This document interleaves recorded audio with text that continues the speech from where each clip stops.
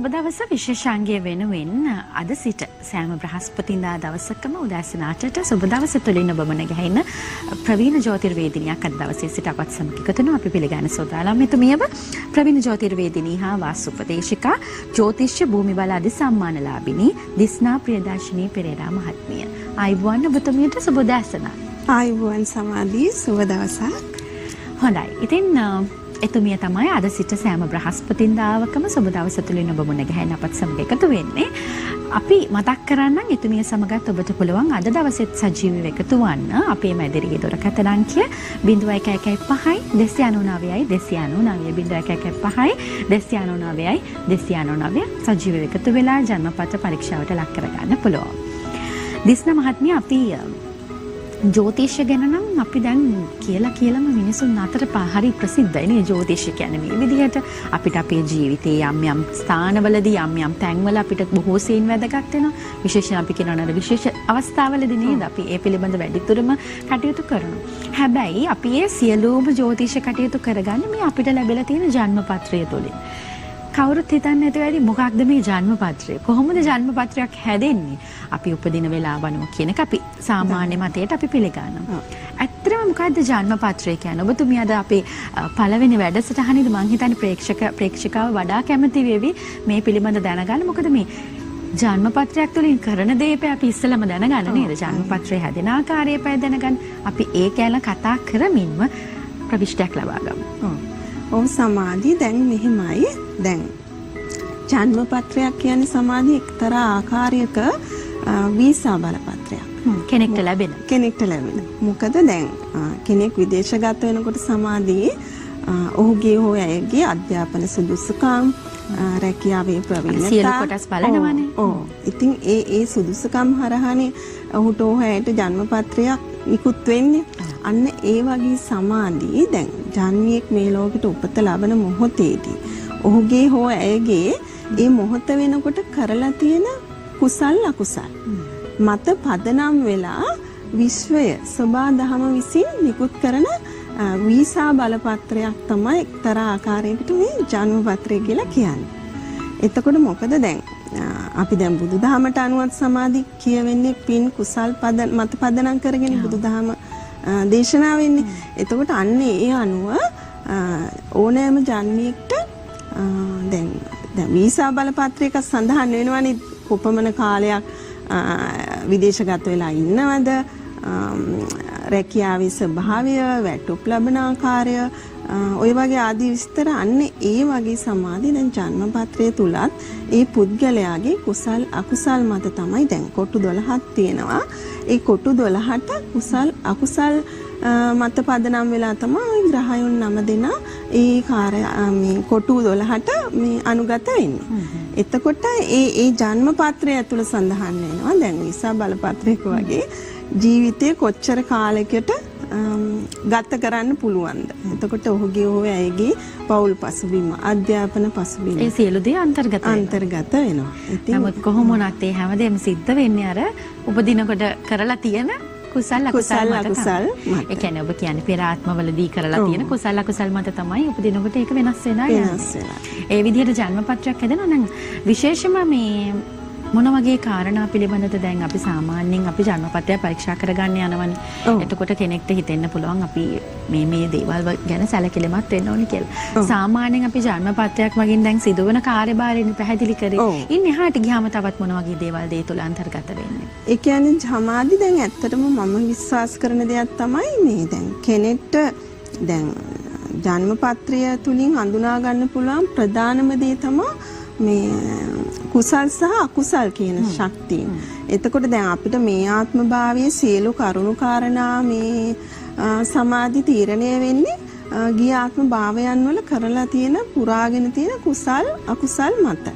එතකොට දැන් කෙනෙක්ට මම හිතනවා දැන් දෙමාපියන් විදිහට තමන්ගේ දරුවෙක් තමන්ට දරු සම්පතක් ලැබුණාමත් කරගන්නට පුළුවන් ප්‍රධානතම දෙයක් තමයි මේ ජන්මපත්‍රය තුලින් දරුවාගේ කුසල ශක්තිය සහ අකුසල ශක්තිය පිළිබඳව හඳුනා ගැනීම සිදු කිරීම. එතකොට ඒ හරහා දරුවාගේ අධ්‍යාපන පසුබිම, රැකියාවේ ස්වභාවය, අනාගතය කොහොමද, ඔහුට හැයට උරුම ජීවිත තත්ත්වය ඉදිරි අනාගත කාලේ කොහොමද කියලා නේ. මනවින් හඳුනා ගැනීමක් කළ හැකියි. එතකොට ඒක තමයි වැදගත්ම දේ.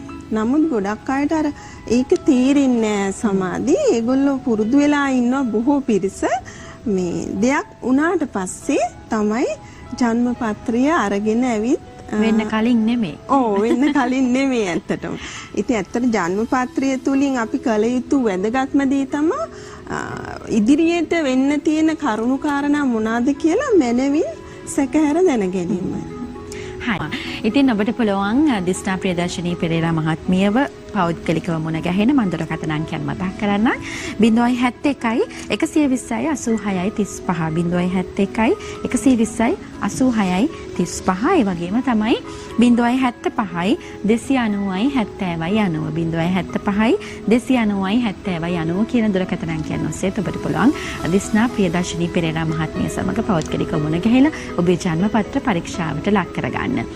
දැන් අර දුරකථන ඇමතුමත් එක්ක සම්බන්ධ වුණාම මේ රාහුකී දශාව කියලා කිව්වා. ඇත්තට මේක පොදුවේ ගත්තම කෙනෙක්ට හොඳයිද නරකයිද එහෙම නැත්නම් කොයි විදිහටද ඒක අපේ ජීවිතයට බලපෑමක් එකතු කරන්නේ කියලා පුංචි හැඳින්වීමක් කරමු. මෙහිමයි සමාධි. දැන් ඇත්තටම රාහු මහ දශාවක් වුණාම සමාධි ඒක ක්‍රියාත්මක වෙන ආකාරය කෙනාගෙන් කෙනාට වෙනස් වෙනවා. ඒ කෙනාගේ අනුව වෙනස් වෙනවා. අනුව වෙනස් වෙනවා. ඒ කියන්නේ ඒකත් මේ සමාධි උපතේදී පිහිටා තිබෙන ආකාරය සහ ඒ ලග්නයට රාහු රාත්මා ක්‍රියාත්මක වෙන ආකාරය අනුව තමයි හොඳ හෝ නරක ප්‍රතිඵල ක්‍රියාත්මක වෙන්නේ. දැන් කෙනෙක්ට රාහු මහ දශාවකදී සුබදායක තත්ත්වයන් නැති වෙන්නත් හේතුකාරක වෙනවා වගේම තවත් කෙනෙක්ට ඊට අසුබදායක තත්ත්ව ඇති වෙන්නත් මේ රාහු මහ දශාව හේතු වෙනවා.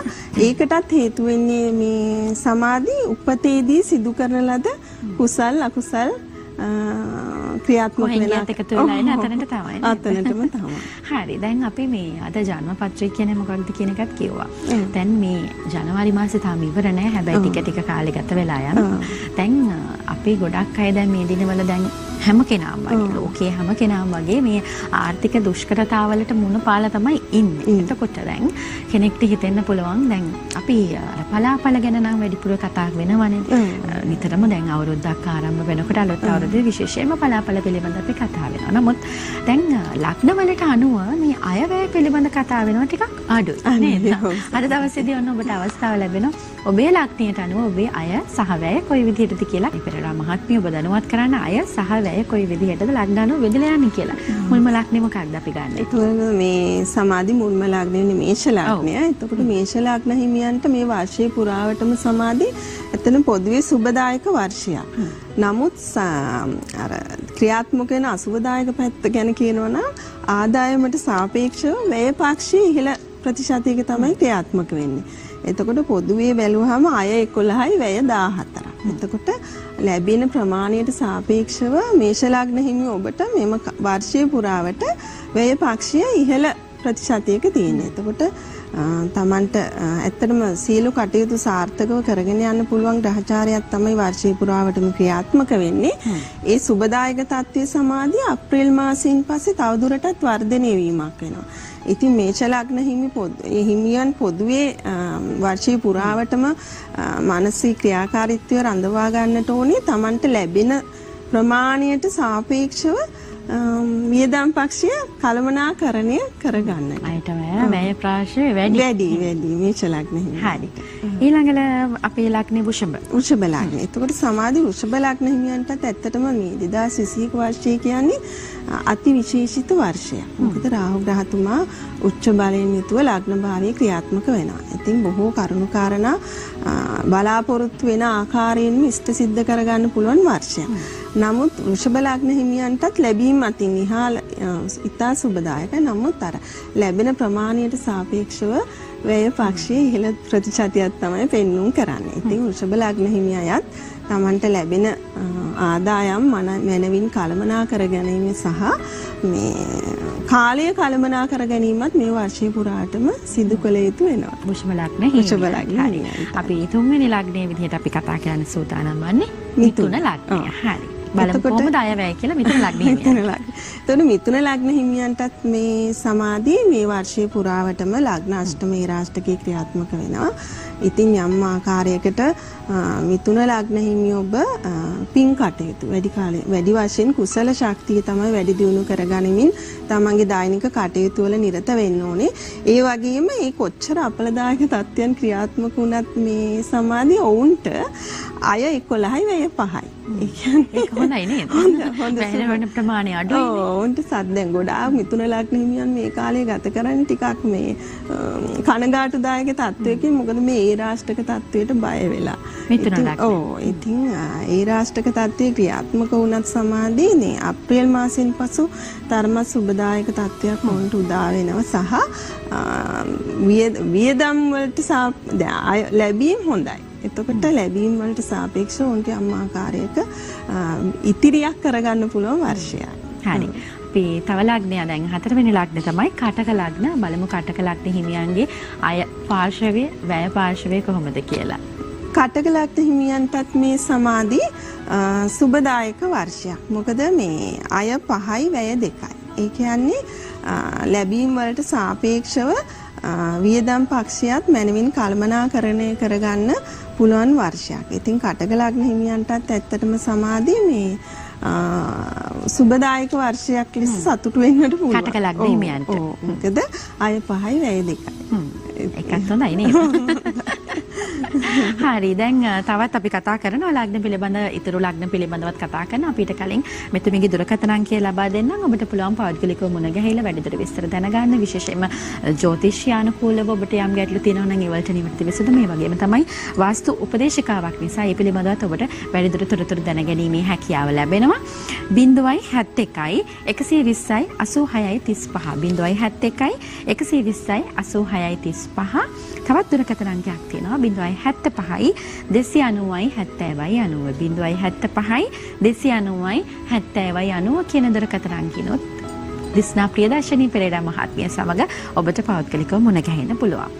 අපි ඉතුරු ලග්න වලටත් යමු. දැන් අපි ඊළඟ ලග්න සිංහ ලග්න. සිංහ ලග්න. ඔව් සමාධි. දැන් සිංහ ලග්නයටත් ඇත්තටම පොදුවේ සුබදායක වර්ෂයක් වුණත් අයවැය ගැන සඳහන් කරනකොට මේ සමාධි අය 8යි වැය 14යි. අම්මෝ වැඩිනේ. ලොකු පරතරයක් තියෙනවා. ඒ නිසා සිංහ ලග්න හිමියන්ටත් මේ වර්ෂයේ පුරාවටම වැය පක්ෂය හොඳින් කළමනාකරණය කරගෙන තමයි දිනෙදා කටයුතු වල යෙදෙන්නට සිදු වෙන්නේ. ඊළඟ ලග්නෙත් අපි කියමු කන්‍යා ලග්න. කන්‍යා ලග්න. කන්‍යා ලග්න හිමියන්ට මේ සමාධිය ඇත්තටම සුබදායක වර්ෂයක්. මොකද අය 11යි වැය 5යි. ලොකු පරතරයක් තියෙනවා. ඉතින් ඒ නිසා කන්‍යා ලග්නයටත් අයවැය ගැන සඳහන් කරනකොට ඉතා සුබදායක තත්ත්වයක් තමයි පෙන්වුම් වෙන්නේ වර්ෂයේ පුරාවටම. හරි. දැන් අපි ඉතුරු ලග්න ගැන කතා කරන්න කලින් පුංචි දෙයක් අහන්න. එතන දැන් මේ වගේ දැන් අය වැඩි වෙලා වැය අඩු වෙනවා නම් ඔන්න ගැටලුවක් නැහැ කියලා හිතා ගන්න පුළුවන්. හැබැයි අයත් අඩු වෙලා වැය වැඩි වෙනවා නම් ඔන්න ඉතින් ප්‍රශ්නයක් කියලා නේද? ඉතින් අවුරුද්දම හිත ඉඳී අයියෝ මොකද්ද කරන්නේ දැන් වියදම් වෙනවනේ කියලා. එවැනි අයට මොනවද ඔබතුමිය ජ්‍යොතිර්වේදිනියක් විදිහට ලබා දෙන උපදෙස් කොහොමද තමන්ගේ ජීවිතය සාර්ථක කරගන්න? ඒ කියන්නේ දැන් සමාධිය ඇත්තටම දැන් ඒක තමයි අවශ්‍යම වෙන්නේ. දැන් අපිට ලැබීම් වලට සාපේක්ෂව වියදම් පක්ෂය අඩු නම් ප්‍රශ්නයක් නැහැ ඇත්තටම. ඉතින් අර ලැබීමට සාපේක්ෂව වැය වැඩි කියලා වර්ෂයේ මුලම හඳුනාගත්තාම කල යුතු වන්නේ දැන් අර අතට එන මුදල මේ කළමනාකරණය හොඳින් කළමනාකරණය නිසා තමන්ගේ අතේ රඳව ගන්න නැතිව එක්ක බැංකු ගිණුමක තැන්පත් කරමින් අවශ්‍ය දෙයට අවශ්‍ය වෙලාවට මුදල් අතට අරගෙන ඔය වගේ මොනවා හරි සැලැස්මක් වර්ෂයේ මුලම අපි හදා ගන්නට ඕනේ. ඒ වගේම වැඩි වශයෙන් තමන්ගේ ජන්මපත්‍ර පරීක්ෂාව සිදු කරගෙන සිදු වෙන්න තියෙන ඇයි මේ වැය පක්ෂය වැඩි වෙන්නේ හේතුව කියන එක ජන්මපත්‍රය තුලින් හඳුනා ගැනීමත් සිදු කර ගැනීමත් තවත් වැදගත් වෙනවා. හරි. අපි ඊළඟ ලග්න ගැන කතා කරන්න සූදානම්. තුලා ලග්න හිමියන්ගේ අය පාර්ශවය වැය පාර්ශවය කොයි විදිහටද බෙදෙන්නේ කියලා බලන්න සූදානම්. එතකොට තුලා ලග්නයට අය 5යි වැය 8යි. එතකොට තුලා ලග්නයටත් සාමාන්‍යයෙන් වැය පක්ෂය ඉහළ ප්‍රතිශතයක තමයි වර්ෂයේ පුරාවට ක්‍රියාත්මක වෙන්නේ. එතකොට තුලා ලග්න හිමියන්ට සිද්ධ වෙනවා තමන්ගේ වැය පක්ෂය කළමනාකරණය කරමින් දෛනිකව තමන්ගේ කටයුතු වල නිරත වෙන්න. හරි. ඊළඟ ලග්න හිමියන් තමයි වෘශ්චික ලග්න හිමියන්. ඒතර වෘශ්චික ලග්නයටත් මේ සමාධිය ආය 11යි වැය 14යි. එතකොට ඉතා ඉහළ ප්‍රතිශතයක් ඕන්ටත් පෙන්වුම් වෙන වර්ෂය පුරාවටම. එතකොට ආය 11යි වැය 14යි කියන්නේ ලැබීමට සාපේක්ෂව වියදම් පක්ෂය ඉතා ඉහළ ප්‍රතිශතයක තියෙනවා. ඉතින් ඕන්ට සිදු වෙනවා වර්ෂය පුරාවටම තමන්ගේ වැය පක්ෂය කළමනාකරණය කරමින් වැය පක්ෂය විතර නෙමෙයි ජීවිතේම කළමනාකරණය කරගන්න ඕනේ මේ විදිහට යනකොට දැන් අපි මේ සාමාන්‍යයෙන් පුරුදු වෙලා ඉන්නවා මේ අර ඔබතුමිය මුලින් සඳහන් කරේ දැන් අපි ඊතුරු ලග්න ගැන කතා කරමු අපි ඊට කලින් කියමු මේ අපි අර පුරුදු වෙලා ඉන්න සාමාන්‍යයෙන් මොන හරි අපිට කරදරයක් නැත්නම් අපි හිතමුකෝ අසනීපයක් කියලා අන්න එහෙම මොන හරි අපිට කරදරයක් වුණෙන් පස්සේ ගිහිල්ලා ජ්‍යොතිෂ වේදිකයෙක් ලවා අපේ ජන්ම පත්‍රය පරීක්ෂා කරගන්නවා. නමුත් එතකොට අපිට සමහර වෙලාවට අර වෙන්න ඕන දේවල් වෙලා ඉවරයි. ඊට පස්සේ තමයි අපි බලන්නේ අපිට මෙහෙම දේවල් වෙන්න තිබ්බනේ කියලා අපි පොදුවේ ගත්තාම අපි සෑම දෙනාම මේ විදිහට තමයි අර හැඩ ගැසිලා තියෙන විදිහ වෙන්න ඕන. නමුත් අර ඔබතුමිය සඳහන් කරා මුලින්ම අපි එකට කලින් පරීක්ෂා කරගන්න ඕන. අපේ ජීවිතය සාර්ථක කරගන්න අපිට යම් කාලවලදී මේ දේවල් වලදී අපිට උදව් වෙයි කියන තැනකට එන්න පුළුවන්. එවැනි පිරිසකට කොහොමද ඔබතුමිය ලබා දෙන උපදෙස් වන්නේ? ඒ කියන්නේ මං විශ්වාස කරන දේ තමයි මේ සමාධි දරුවෙක් ඉපදුන මුල් කාලයේම දෙමව්පියන්ට පුළුවන් ජන්ම පත්‍රය හොඳින් කියවාගෙන දැක්මක් හදාගන්න.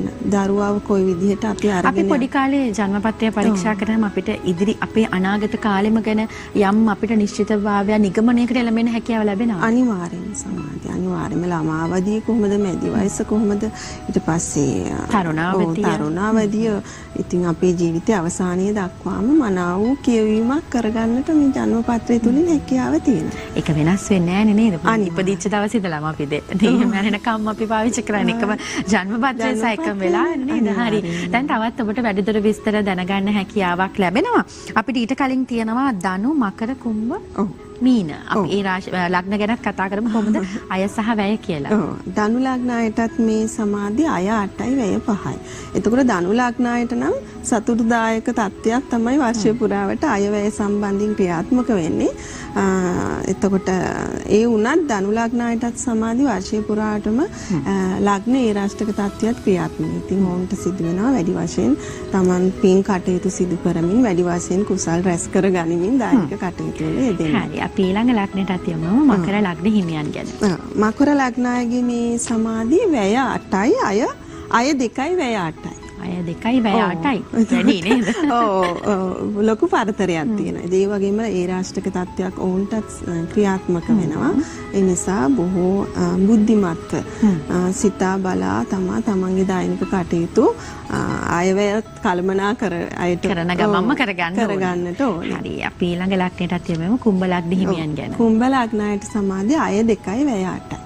ඒ උන්ටත් මේ වර්ෂය පුරාවටම ලැබීම් වලට සාපේක්ෂව වියදම් පක්ෂය ඉහළ ප්‍රතිශතයක් තමයි දරන්නේ. ඉතින් උන්ටත් ඒ රාෂ්ටක තත්ත්වයක් ක්‍රියාත්මක වෙන වර්ෂය පුරාවටම ඉතින් වැඩි වශයෙන් ධර්මයේ හැසිරෙමින් කටයුතු කරන්නට ඕනේ. හරි. අවසන් ලග්නය අපි මීන ලග්නය ගැන තමයි කතා කරන්න සූදානම් වන්නේ. මීන ලග්න හිමියන්ගේ අයවැය තමයි බලන්න සූදානම් වන්නේ. මීන ලග්න හිමියන්ට සමාධි අය 8යි වැය 5යි. එතන උන්ට සතුටුදායක ප්‍රතිශතයක් තමයි අයවැය මගින් වර්ෂය පුරාවටම පෙන්눔 කරන්නේ. හරි. දැන් ওই විදිහට තමයි තමන්ගේ ලග්නවලට අනුව මේ වසරේ 2021 වසරේදී අය වැය පාර්ශවයේ කොයි විදිහටද අපිට බලපාන්නේ කියන එක තමයි අපි දැන් කතා කරේ. දැන් අපි අවසාන වශයෙන් පැහැදිලි කරමු අපිට පුංචි වෙලාවයි ලැබෙන්නේ. අපි කියමු කොහොමද අපේ ජීවිතය අපි සකස් කරගන්න අපි ජ්‍යොතිෂයට අනුව කොයි විදිහටද අපි ජීවත් විය යුත්තේ කියන තැන අපි අවසාන වශයෙන් කියමු. එතකොට සමාධිය දැන් ඇත්තටම මේ ජ්‍යොතිෂය කියන්නේ මේ ගොඩක් වෙලාවට මම බලන්නේ මේ බුදුදහමත් එක්ක සසඳමින් තමයි මම ජ්‍යොතිෂය දිහා ගොඩක් වෙලාවට බලන්නේ. එතකොට සමාධි දැන් කෙනෙක්ට ජ්‍යොතිෂය තුලින් ගන්නම පුළුවන් ප්‍රයෝජනීය තමයි මම කියවනේ කලිනුත් Tamanගේ දැන් කුසල් ශක්තිය මත අපිට ක්‍රියාත්මක වෙන්නේ සමාධි මේ සුබදායක තත්ත්වයන් සතුට සැනසුම සෞභාග්‍ය සුබදායක. ඒක කොහොමත් අපිට දරා ගන්න පුළුවන්. ඉතින් අපිට කරගන්න පුළුවන් ලොකුම ප්‍රයෝජනීය තමයි දැන් අකුසල ශක්තියින් අඳුරන්නේ. මොකද ඒ හරහානේ අපිට යම්කිසි අපි බලාපොරොත්තු වෙන ආකාරයට අපේ දෛනික කටයුතු සිද්ධ කරගන්න බැරි ආකාරයට ක්‍රියාත්මක වෙන්නේ මේ තියෙන අකුසල ශක්තියින් මත. එතකොට අපිට කරගන්න පුළුවන් මේ ලොකුම ප්‍රයෝජනීය තමයි අපි මොන අංශයෙන් හන්ද අපිට මේ දැන් විවාහය පැත්තෙන්ද අධ්‍යාපනය පැත්තෙන්ද රැකියාව පැත්තෙන්ද අර කොන අංශ වලින්ද අපි අතින් සසරේ අකුසල් සිද්ධ වෙලා තියෙන්නේ කියන මනාව අවබෝධය අපි හැමෝටම මේ ජන්මපත්‍රය හරහා ගන්නට පුළුවන්. ඒක ජීවිතයේ මේ අපිට ලැබෙන අත්දැකීම් එක්කම අපිට හිතා ගන්න පුළුවන්. පුළුවන්. එතකොට අපිට අකුසල් මතනම් යම්කිසි අසුබදායක තත්ත්ව ක්‍රියාත්මක වෙන්නේ සමාධි. එතකොට අපිට පුළුවන් ඒ අකුසලයේ හඳුනාගෙන ඒක සමනය වෙන විදිහට ඒකට නියමිතව ශාන්ති කර්ම තියෙනවා, කුසල කර්ම තියෙනවා. අර ඒවැ යෙදීම තුලින් සමාධි අර අපිට එන අසුබදායක ක්‍රියාවන්ගේ ප්‍රතිසති. ඔව් දැන් අකුසලයක් කියන එක අපිට 100%ක් නැති කරගන්න ඔබ සඳහන් කරන්නේ දැන් අපි මේ ජන්මපත්‍රය සකස් වෙලා තියෙන්නේ ඔබ සඳහන් කරා කුසල අකුසල වලට කියලා. ඒ විදිහට අපි අකුසලයක් නම් කුසල රැස් කරගෙන ජීවත් වෙන්න කියලා තමයි. හරි. ඉතින් ඔබට පුළුවන් ප්‍රවීණ ජ්‍යොතිර්වේදිනී දිස්නා ප්‍රියදර්ශනී පෙරේරා මහත්මිය මුණ ගැහෙන්න පෞද්ගලිකව එතුමියගේ දුරකථන අංකයන් මතක් කරන්නම්. 071 120 86 35 071 120 86 35. ඒ වගේම තමයි තවත් දුරකථන අංකයක් තියෙනවා 075 290 70 අද දවසේදී අපත් සමග එකතු වුණු විශේෂයෙන් අද තමයි පළවෙනියම අපිට ඔබතුමිය මුණ ගැහෙන ප්‍රථමයේ අවස්ථාව.